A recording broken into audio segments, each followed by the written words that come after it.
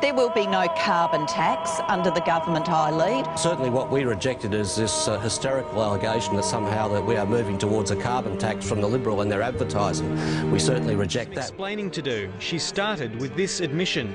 I promised that there would be no carbon tax. That's true, and I've walked away from that. I said I'd just like to ask one. Sure. Why did you lie to us? Right, well, I can talk to you. And why are you continuing to lie and say, well, you know, I didn't really mean to lie? Well, I can explain all of that to you. I've listened to you for months. I've watched Parliament. Yeah.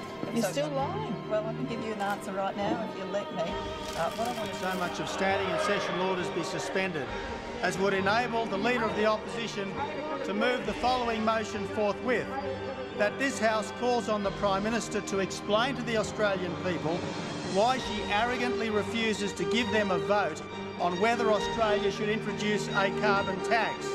A vote that she denied them at the last election when she said there will be no carbon tax under a government I lead, and now rules out a plebiscite. If the Prime Minister thinks that the Australian people want a carbon tax, why is she scared to give the people their say? Now, Mr Speaker, this motion to suspend standing orders is necessary because, Mr Speaker, this debate, this plebiscite can't wait. We have a government. But the Morgan Grenfells, the Goldman Sachs, they're rubbing their hands together. If you're selling carbon units through carbon taxes and that sort of approach. Never agree with the ETS. And the other part of this, of course, is a huge boom to the banks. I hope the Australian people realise this. Big banks get their biggest bonus ever courtesy of Bob Brown. It's Bob Brown's big bank bonus. And they're going to get billions of dollars in commission to trade a permit around the marketplace, ultimately with your emissions trading scheme, because of a colourless, odourless gas, which some housewife, man on the land has to pay.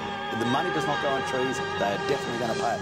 And then we get one. Things that I really want to draw people's attention to today is the fact that we are learning more and more about just how much money is going to go overseas under this tax. It was obvious on Sunday that in 2020 more than $3 billion was going to go overseas to foreign carbon traders to meet the government's emissions abatement targets. But if you go out just 40 years to 2050, no less than $57 billion of Australian money is going to go overseas to line the pockets of foreign carbon traders. I refer the Prime Minister to her unequivocal statement on Sunday and reiterated by Labor backbenchers today that every cent raised from pricing carbon will go to assisting households.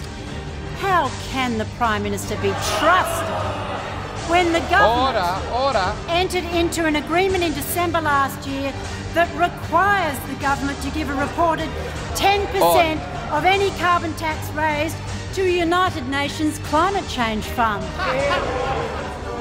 Their green dreams. This is a party whose leader wants to see one world government.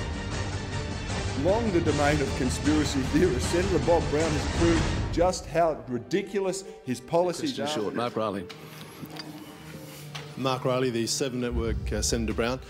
You must know you played right into the sweet spot of all the conspiracy theorists today with your support for a global parliament. Why should Australia not be the centre of what is inevitably going to be a global parliamentary governance down the line? If we human beings are going to peacefully get behind moves to have a global governance on such things as financial transactions, which, with a Tobin tax, could put an end to poverty, really. It's a great prospect. It's not going to happen in my lifetime, but I'm very happy to be helping build up the concept. The carbon tax has become just another vehicle for redistributing wealth. It's a form of socialism masquerading as environmentalism. Well, I think it's very clear that the Gillard government needs money because socialism is expensive. A reality. The Greens Party have repainted old-fashioned Marxism with a pale green brush. Okay. Aren't you worried, though, with the tax cut call, that it's going to look like a big socialist call for wealth redistribution? In fact, that's almost certainly what you'll be accused of. If a tax cut is socialism, then a lot of people would like socialism. When I was in my 20s, I was a full-time university student and I had a part-time job for an organisation called Socialist Forum, which was a sort of debating society. It ultimately amalgamated with the Fabian Society, which of course is a long-running ideas and debating group in Australian politics and indeed in British politics before Australian politics. Wasn't a front organisation administrative work. Wasn't a front organisation for communists?